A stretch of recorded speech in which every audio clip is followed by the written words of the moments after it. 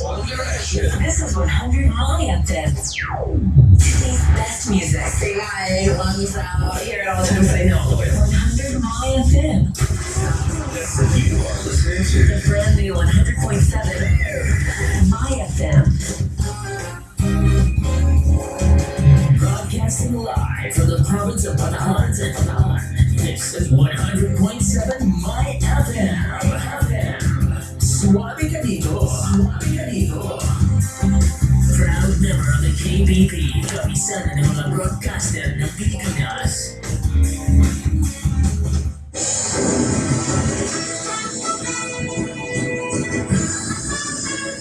Once again mga kaswapay, sa magandang gabi sa ating lahat, Luzon, Visayas, Mindanao. Kapiling nyo pa rin po ang inyong Papa G, ang nag-iisang DJ Lobs ng Bayan. And mga kaswapay, syempre, situational report muna tayo mga kaswapay kung saan ay naganap ang bisita ng ating mahal na Santo Papa dito sa ating bansa. Ang ganyan, bago yan mga kaswapay, isang munang public service para sa lahat mga kaswapay, ayon po sa ulat po ng DOST Pag-asa or ng ating public weather forecast update po mga kaswabe as of 5 in the afternoon ngayong January 17, 2015. Alas 4 kaninang hapon mga kaswabe, ang tropical storm na si Amang or may international name na Mikhala ay nasa layong 60 kilometro northeast of Borongan City, Eastern Samar. Taglay pa rin niya mga kaswabe ang lakas ng hangin 100 kilometro kada oras malapit sa gitna at bugso ng hangin na aabot sa 130 kilometro kada oras. Ayon po sa forecast ng Pag-asa mga kaswabe, ito po ay nasa or patungo sa northwest sa bilis na 19 km per hour. Ang amihan po mga kaswabe o yung northeast monsoon ang siyang dahilan ng nakakapekto sa buong northern Luzon kung bakit nagkakaroon ng malakas na hangin at ganoon din po ng pag-ulan.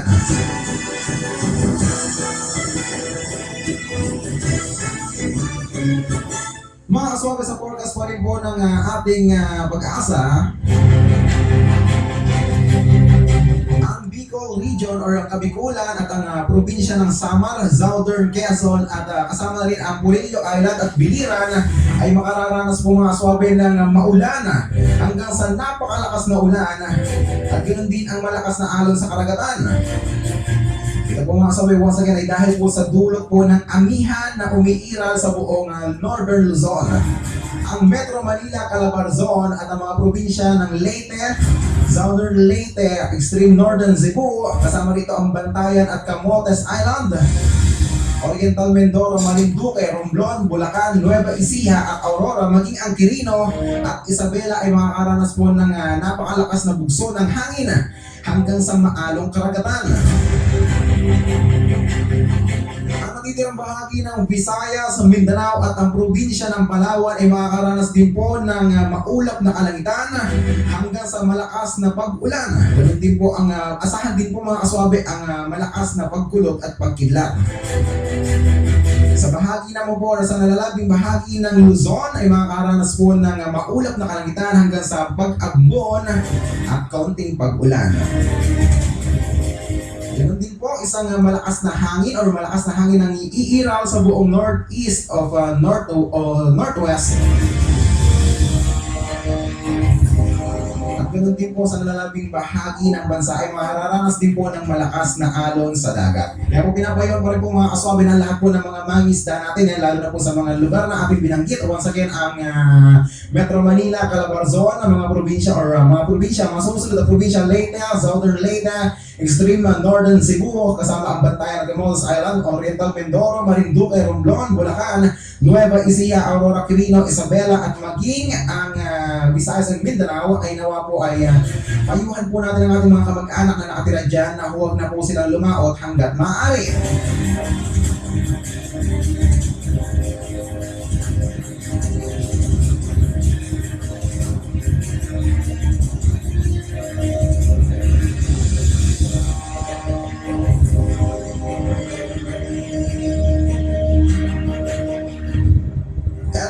kaswabe, gaya din po na sinabi ko, isang grupo or mula po sa Manila. Yan po, meron po tayong aasahan na report ngayong gabi. Ukol po sa pagbisita ng ating Santo Papa, kasama po natin yung mga kaswabe, ang Voice of the Youth Network. Kasama natin si ang alam mga premiado reporter, mga kaswabe sila Josh Castro and Rian Carmelo. Kung saan nagbibigyan tayo mga kaswabe ng update tungkol sa pangyayari sa pagbisita ng ating mahal na Santo Papa dito sa ating bansa.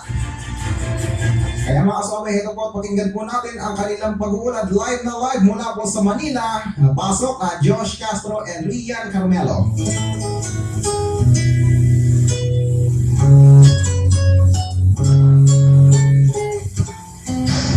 Iahatid namin sa inyo ang live interviews ng mga taong nag-abang sa mga dadaanan ni Pope Francis, Rian Carmelo kasama si Josh Castro para sa My FM Bataan 100.7.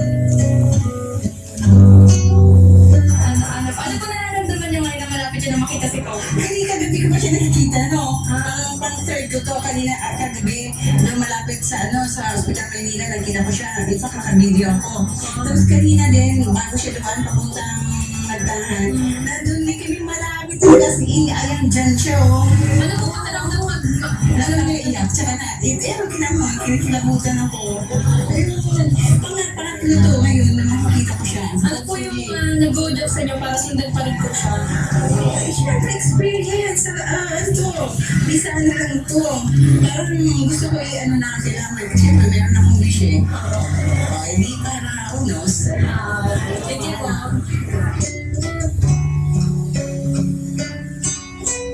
Did you see the Pope? Yes, we saw it. How did you feel? It was quite interesting to see such a famous person possible. What can you say about the Filipinos where they are welcoming the Pope? And they were all super enthusiastic, and I think that they really had fun and enjoyed the moment. They took pictures, and that was quite cool. What's your name?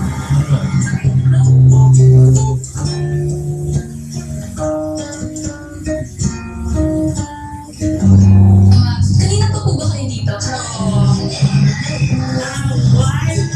At pa po kayo galing? Cavite pa. Wala.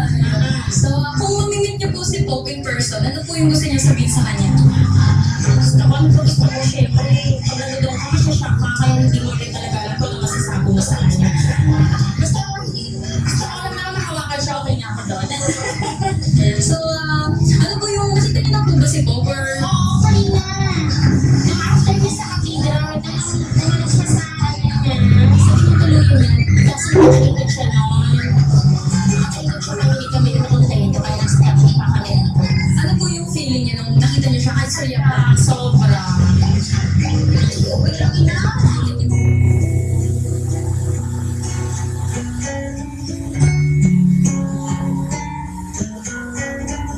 Ano ba ninyo? Banchi, oo. Saan pa po kayo galing? Para sa ano kami, Garda. Actually, from Samar kami. Oh, really? Pumunta pa po kayo dito para lang makita si Pope? Pero syempre naman. Nakita ko na po ba siya? Ayun, kanina na advance na kasi mabilis lang sasakyan eh. Ano po ba nandun kung nasulyapan niyo siya kahit konting Ako parang Parang napalakit ka na. parang makita mo na si Lord gano'n. Ano po pag binigyan po kayo ng pagkakataon na makita si Pope or makahawak siya ganyan? Ano pong sasabihin niyo po sa kanya? Kaya ako yung magkaroon tayo ng kahit ibang religion, kahit ano, basta magkaisa tayo, magkamayad tayo, yun lang, magpahalan tayo mga Pilipino. Kahit iba-ibang religion na sige, basta magkaano tayo, magkaisa, kasi pare-pareho tayo mga Pilipino eh. Ano, yun lang. Kasi kami tayo naman, kami mga matatanda, gusto namin kung mawala kami dito sa mundo. Yung susunod sa amin ng mga bata, sila yung mag-ano ng Pilipinas, sila yung gagawa ng maganda para sa mga Pilipino. Yun, yung para sa inyo, yung kayong generation. Sana pag kita din yung katulad sa amin, maganda yung may turo sa mga maliliit. Ganon. Gusto ko. Kahit anong religion, huwag na magsiraan. Kasi Pilipino rin naman eh. Oo, yun lang. Thank you so much. So,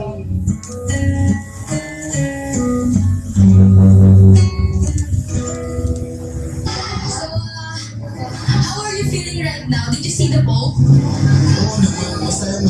So, parang nadarama namin ngayon sa pagbisita ni Pope Francis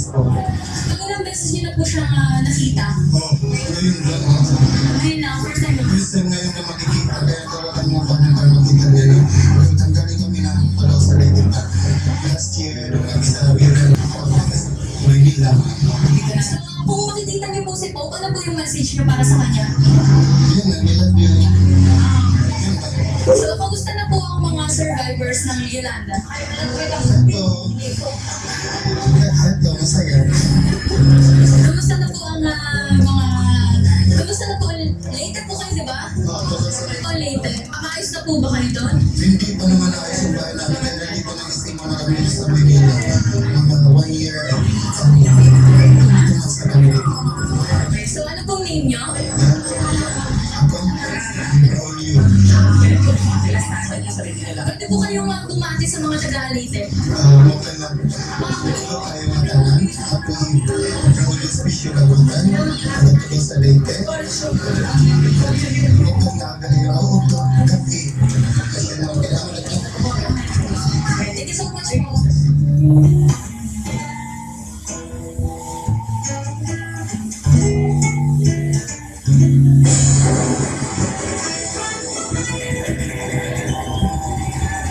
Ayan po mga kasababe, ang pag-uulat mula po sa Manila ng ating mga kasamang youth or Voice of the Youth Manila na sila Mr. Josh Castro at Miss Rian Carmelo. At syempre mga kasababe, nasasalamatan natin ang lahat ng mga nakasama nila dyan. Sila Ma'am or yung ating top guide of production, si Ma'am Maan, Miss Irish, Elaine, Ate Jana, Kuya Ace, maging si Daryl, Mario, Shilay, Carmela, Levine, Ate Ada, Kuya Andrew at si Sir Pocholo Gonzalez at ang buong Voice of the Youth family dyan sa Manila. Maraming salamat po sa inyo pag-cooperate at pagbibigay ng informasyon tungkol sa kaganapan dyan sa Manila sa pagbisita ng ating mahal na Santo Papa dito sa ating bansa.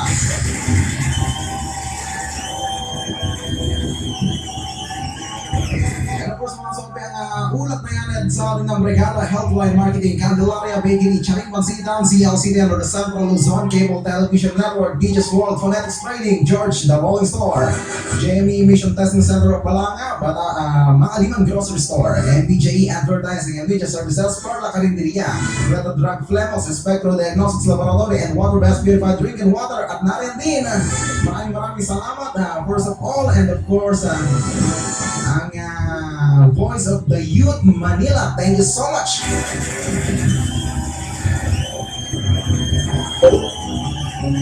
Kaya lang mga kasama, tuloy ang ating kasiyahan at tugtugan din sa radyo ng bayan. Gabihin niyo pa rin po ang nag-iisang tirador ng mga inday, ang habulin ng mga nanay, ang inyong DJ Loves ng Bayan, ang iyong papagawa all here at 100.7 My FM, Bataan, today's best music.